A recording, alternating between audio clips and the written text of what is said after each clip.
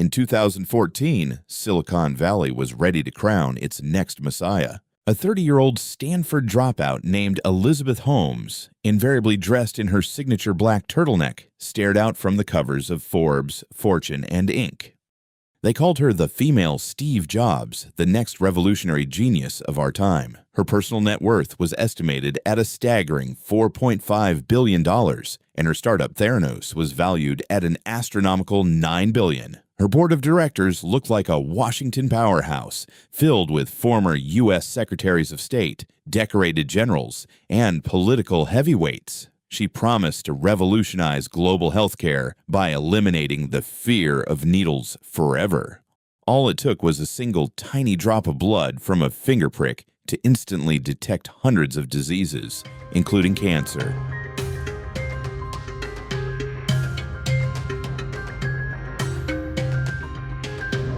But just a few years later, this multi-billion-dollar empire evaporated like mist. Investors lost hundreds of millions. Terrified patients scrambled to retake their blood test, and Holmes went from the prestigious TED stage straight to a federal courtroom, facing a heavy prison sentence. How did one of the most brilliant and promising startups in human history turn into the most cynical medical fraud of the century?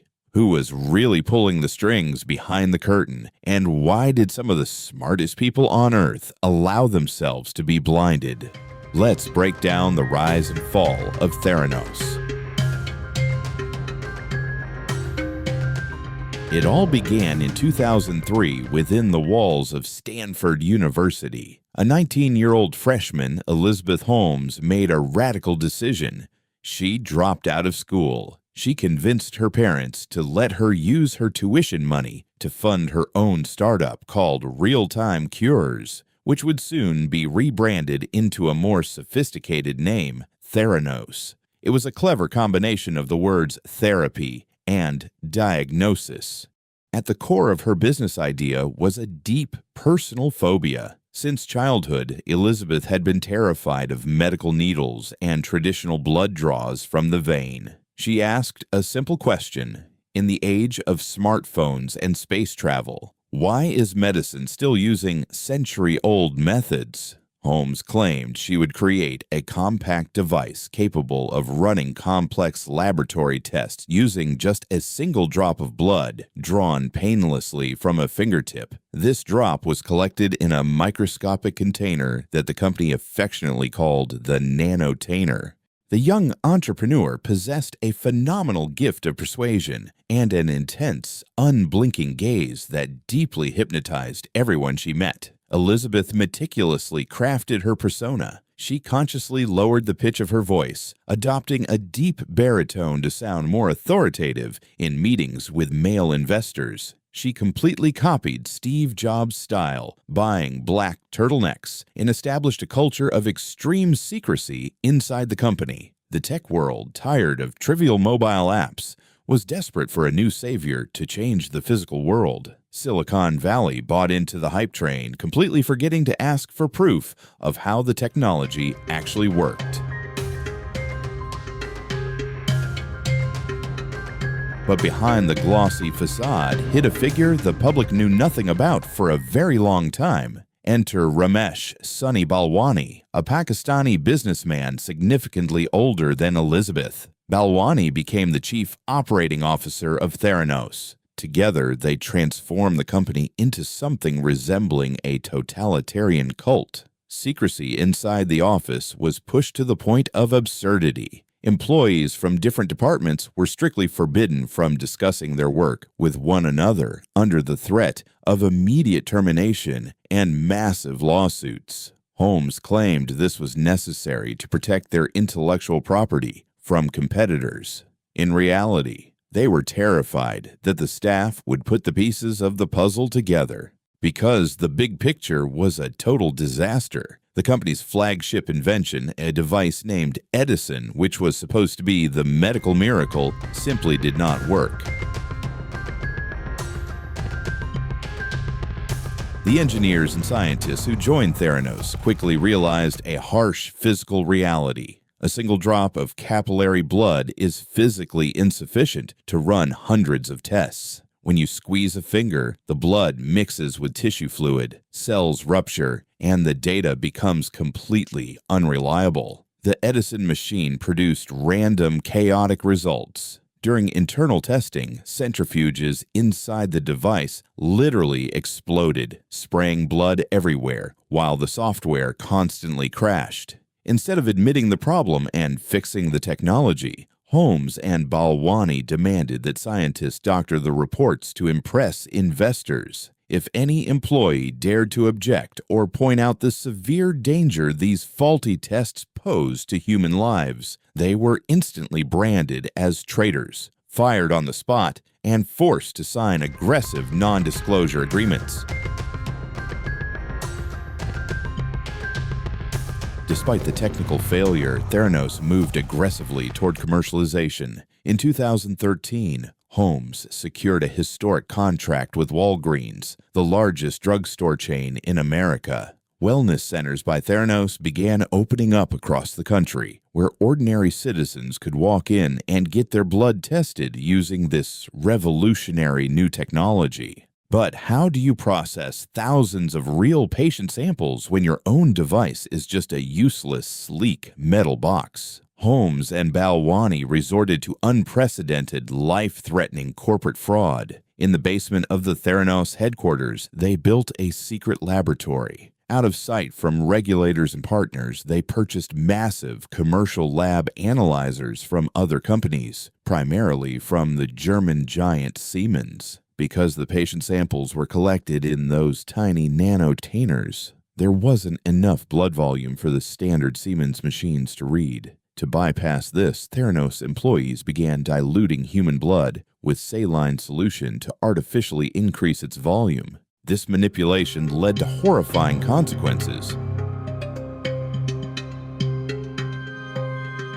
The heavy dilution altered the chemical concentration of the samples, turning the lab results into a deadly lottery. Pregnant women were mistakenly told they were having miscarriages, leading them to stop taking vital medications. Healthy individuals were falsely diagnosed with prostate cancer or severe liver damage, plunging their families into sheer terror. For diabetic patients, the machines failed to detect critical blood sugar levels. All the while, Elizabeth Holmes continued to appear on national television, confidently stating that her lab operated with flawless precision and was actively saving lives. Any massive lie has an expiration date, especially when it directly impacts human health. The house of cards began to wobble when a few young employees listened to their conscience. Erica Chung and Tyler Schultz could no longer tolerate the fact that the company was handing out fraudulent medical diagnoses. The situation with Tyler Schultz was particularly dramatic. He happened to be the grandson of George Shultz, the former U.S. Secretary of State and a key board member of Theranos. When Tyler tried to open his grandfather's eyes to the reality of what was happening in the labs, the powerful old man refused to believe his own grandson. He chose to side with Holmes instead, forcing Tyler to resign. Tyler quickly became the target of intense surveillance and harassment by the company's aggressive lawyers. In early 2015, information about the malpractice reached John Carreyrou, a seasoned investigative journalist for the Wall Street Journal. Carreyrou launched a covert investigation that lasted for months, tracking down former employees and contacting doctors and patients who had been harmed by Theranos' inaccurate results. When Elizabeth Holmes found out someone was digging into her empire, she unleashed the full power of her political and legal machine. She hired David Boies, one of the most feared and expensive attorneys in America. Theranos lawyers began stalking the journalist and the whistleblowers, threatening them with multi-million-dollar lawsuits and total financial ruin. Holmes even tried to use her highest connections, appealing directly to media mogul Rupert Murdoch. Ironically, Murdoch had not only invested $125 million of his own money into Theranos, but he also owned the Wall Street Journal itself. Holmes begged him to kill the story, but Murdoch, to his immense journalistic credit, refused to interfere with editorial independence, losing his entire investment. On October 15, 2015, John Carreyrow's article was published. It was an atomic bomb dropping on Silicon Valley. Following the Wall Street Journal expose, the mask of genius slipped off Elizabeth Holmes instantly. The investigative report triggered a chain reaction that could not be stopped. Federal regulators launched a surprise inspection of the secret Theranos labs and were horrified by the scale of the violations. The company was officially banned from operating a clinical lab. Walgreens immediately severed ties and sued the startup.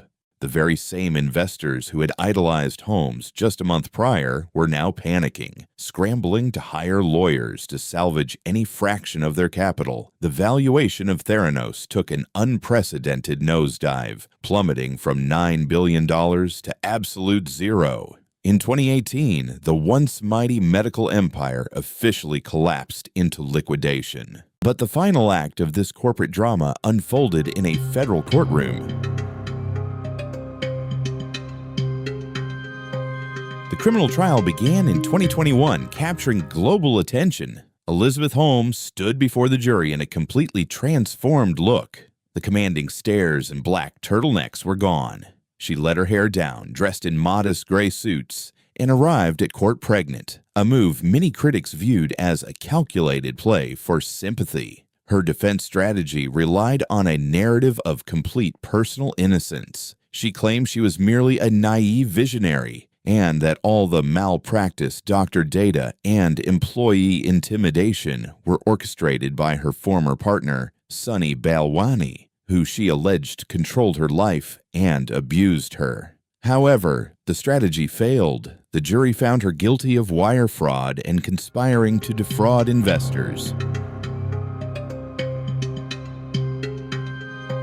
The story of Theranos is more than just a true crime tale about an ambitious, unprincipled con artist. It is a sobering indictment of Silicon Valley's culture and its most toxic unwritten rule: fake it till you make it. In the tech world, it is often deemed acceptable to promise investors a product that doesn't exist yet, hoping to write the code using their money. If a mobile app crashes, it's just a bug that can be patched in the next update. But Elizabeth Holmes made a fatal mistake. She brought those cynical rules of venture capital into medicine, a field where the cost of a broken device and a fraudulent test isn't a lost user, but a human life.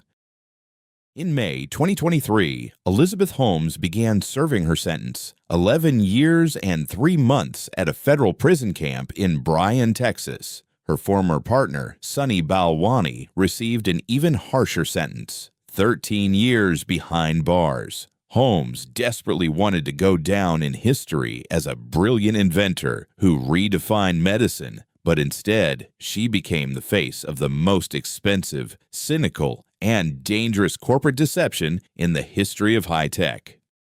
Do you think the punishment fits the crime, or was Holmes herself chewed up by a Silicon Valley system that demands impossible results at all costs? Let me know your thoughts in the comments below.